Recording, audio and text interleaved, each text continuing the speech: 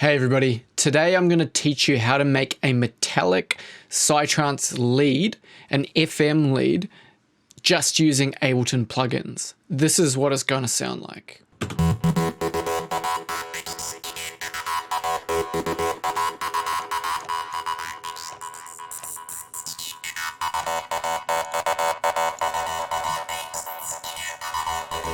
Okay, so we're going to use Operator today to create this lead. And you'll find Operator by coming over to your browser, looking at instruments, and you'll find Operator right here. You can click, hold, and drag and drop that onto a MIDI channel to drop in an instance of Operator. So we're not going to use a heap of features of Operator, but I'm going to show you the main ones that you need to get an FM sound. And FM stands for frequency modulation. And if you don't know what FM is already, this video is not necessarily the right one to teach you, but this will show you how to make one. And even if you don't understand what it is, you get a cool sound. So we've got 4 different oscillators inside of Operator, and we're going to deal with oscillator A to start with. And oscillator A, we're going to go ahead and set that so that's a saw wave. And saw D is a very nice saw wave, so we'll select that. And then if I press some keys on my keyboard, we can audition it. And I can go down an octave, play a bit lower, or up a few octaves, just to give you an idea. That is what the saw wave sounds like. And now what we're going to do is we're going to mix another waveform into that sound. So we're going to come to oscillator B, and we're going to just make sure that that is a sine wave, which it is. And then what we can do is we can come here to level, and we can start turning level up. So if I press and hold down a key so it plays the sound, and then I turn this up, you'll hear what it changes in the sound.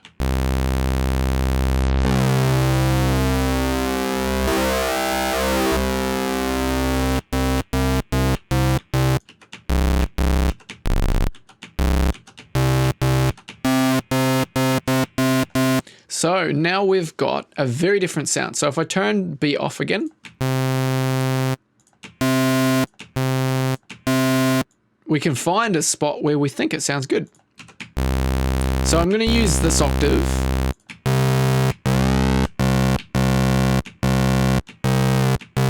And I think around here sounds all right for the purpose of what we're going to do in this video.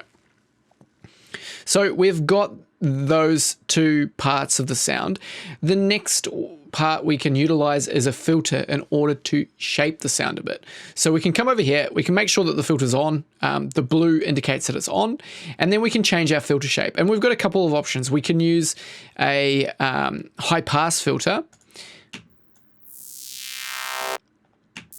So we can cut out the bottom part of the sound, but always maintain the upper frequencies. And we can turn the resonance up to get a nice resonant sound going on the filter. And then we could change it over to a bandpass, and we can listen to what a bandpass is. So bandpass is going to cut both the highs and the lows.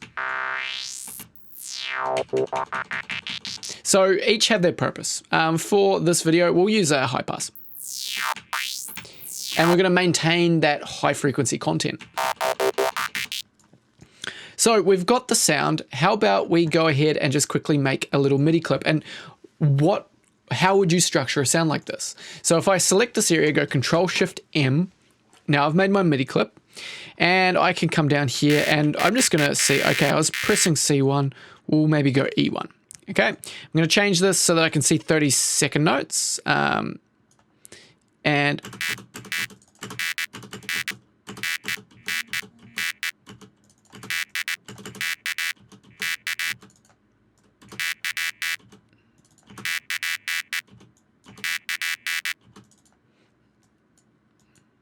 so I'm just going to play around with this until I got something I like. And there's no real process for this. I'm just, I like sort of skipping leads. Does that make sense? Skipping leads. Rhythms rather. And we're going to go ahead and just kind of eyeball something and see how we go. Let's have a listen to this.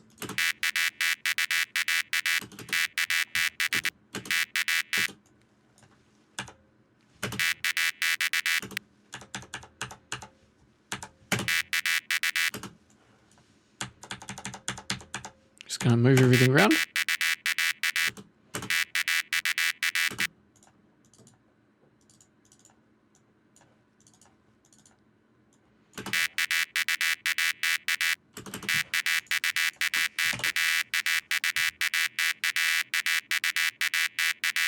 Cool, something like that's going to work.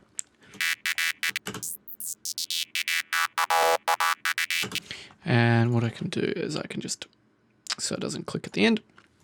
Okay, so I've got a MIDI pattern.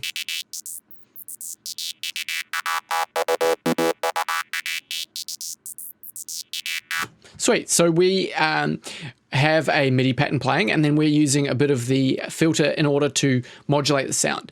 Now, what I'm going to do is I'm not just going to teach you how to make the sound. I'm going to teach you how to process sound and how to add some variation to the sound. So what we're going to do is we're going to go ahead and group that operator so that we've got it sitting inside a group. And then we've got access to these macro knobs, which we can then use to change the sound. So what we could do is we could actually map this level here, and we can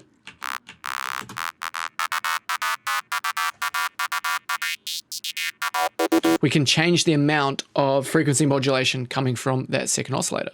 We can go ahead and map the filter. So we've got that mapped as well. We could map the resonance, so we could change that on the fly.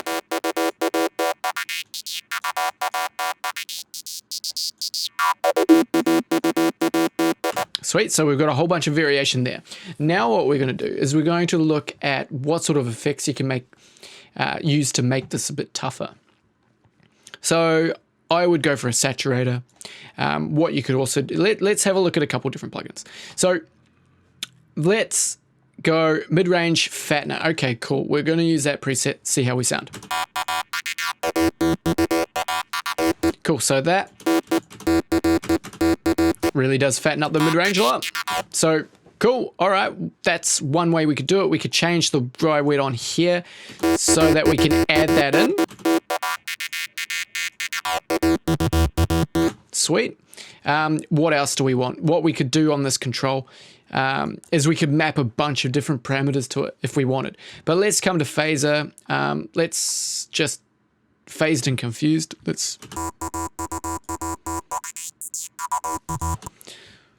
can bring the dry wet down. So that adds a little bit of flavor. Cool, a phaser works just fine. That's great. We've got a saturator. What else can we do? We could put an amp on it. Amp's a great way to kind of, let's boost and crunch. And we put it inside of there as well. Sweet, that might be a bit too much. We bring it down. And we might like what that does, we might not. I don't like the clickiness that it kind of adds into it. What about Screamer? Screamer sounds intense. Cool, we can have that, but a really fine amount. Sweet. So we've got a bunch of effects on the go.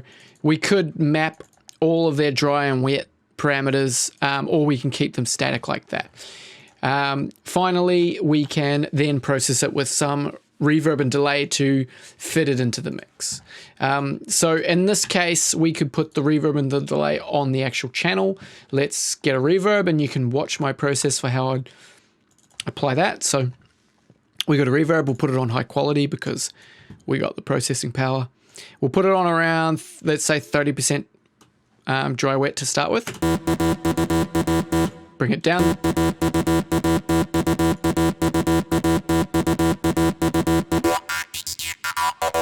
Cool, so that's quite wet. It's hard to judge how much reverb is appropriate when you don't really have a full mix happening, but we'll leave it at that for now, and then we'll bring this delay down a bit as well.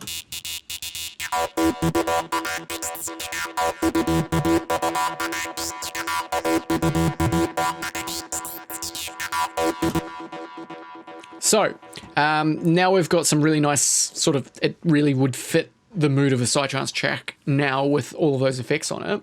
But what we could do to change the sound quite a lot with a simple delay is we can make it even more metallic. So we can go ahead and we can sync these so that they are change them from sync to time. And then we can change that to 1 milliseconds and then this to like 27. And we can turn the feedback up. And now we've got a metallic sound.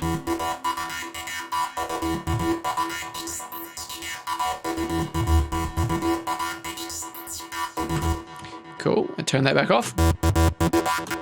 So we could add that in over time. So we can map that to the other, so both the dry wets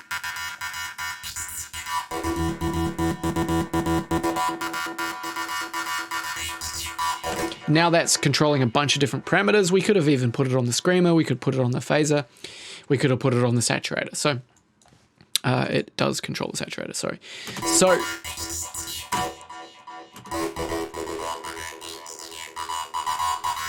between all of those effects, you've got quite a bit of control and your sound is evolving and changing. Now we could come back over here and we could change it to a bandpass.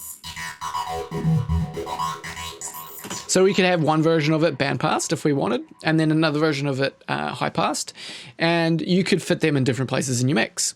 You might want to look at panning the sound as well, so you could whip it around in the stereo field, and you can do all sorts of really cool stuff with these sorts of FM lead sounds.